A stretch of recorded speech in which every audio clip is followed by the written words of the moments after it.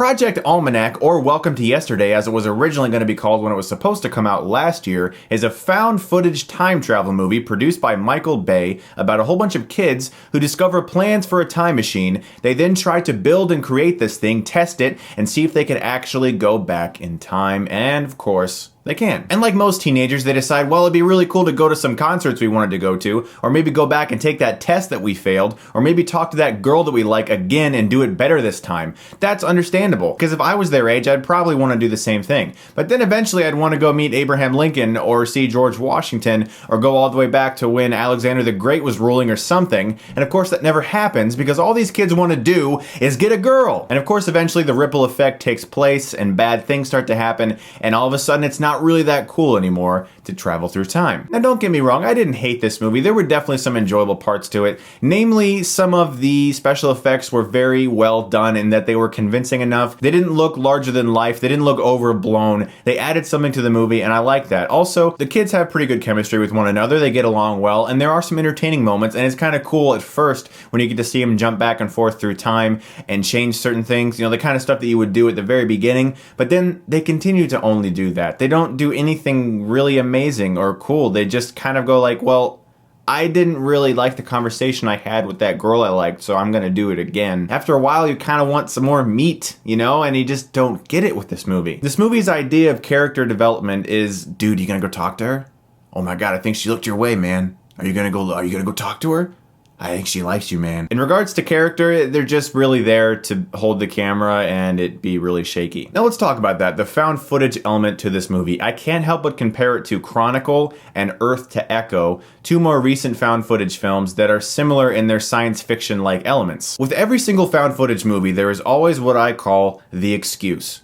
There's always a character that states an excuse for why they are filming everything. This movie has one as well, but the problem with this movie is, and the problem with almost every found footage movie nowadays that gets under my skin, is that it's trying to set up some severe hyper-realism, and yet every shot looks incredibly professional with its lighting, and of course with its sound. I mean, if these really are just teenagers in school, where are they getting these incredible cameras that can film sound at a professional Hollywood level when two people are standing like 100 feet away? Now I know I'm sort of nitpicking there, but I don't really think I am. I'm really tired of found footage movies not being found footage movies. This movie looks professional, okay? The lighting is amazing and the audio is awesome. These kids don't have these capabilities. And so it really just feels like it should be a movie, like Earth to Echo last year. That's the same problem I had with Earth to Echo. I was like, this would probably be a really entertaining movie if it was just a movie and it wasn't like, hey, a whole bunch of kids found some footage and edited it together really fast with a whole bunch of modern day pop songs. It's like,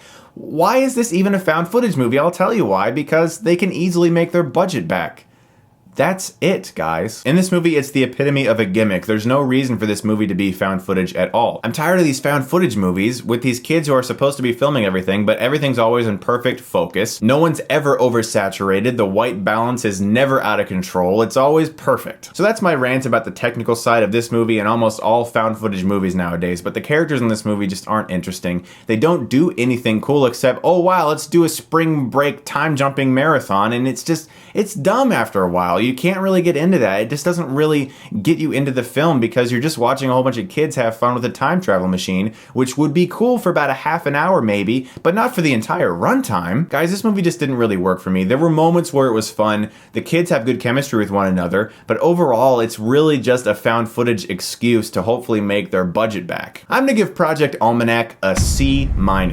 You can sit and watch this movie. You're not going to hate the experience of watching this movie more than likely, but you aren't really going to remember it probably for much longer. Guys, thank you so much as always for watching, and I want to remind you about my Toonami video I'm making very soon, my first episode of Retro Rewind. I know I've talked about this a lot, but I can finally announce that it'll be out in a couple days because I got all the submissions for my celebrity guests. They're all done, it's all ready to go, and I can't wait to show it to you guys. It's my first ever episode of this segment. Speaking of anime, I will also have a review of the anime Kids on the Slope really soon. This is an anime by Shinichiro Watanabe, the director of Cowboy Bebop and Samurai Champloo. I watched it recently and I'm really excited to talk to you guys about it. If you wanted to watch it before my review, I am currently running a promotion through Crunchyroll right now, where you guys can have 30 days of this anime streaming service for free. Crunchyroll does have Kids on the Slope on there if you guys want to watch it before my review. If you go to crunchyroll.com/Chris Stuckmann, you can get 30 days of Crunchyroll for free.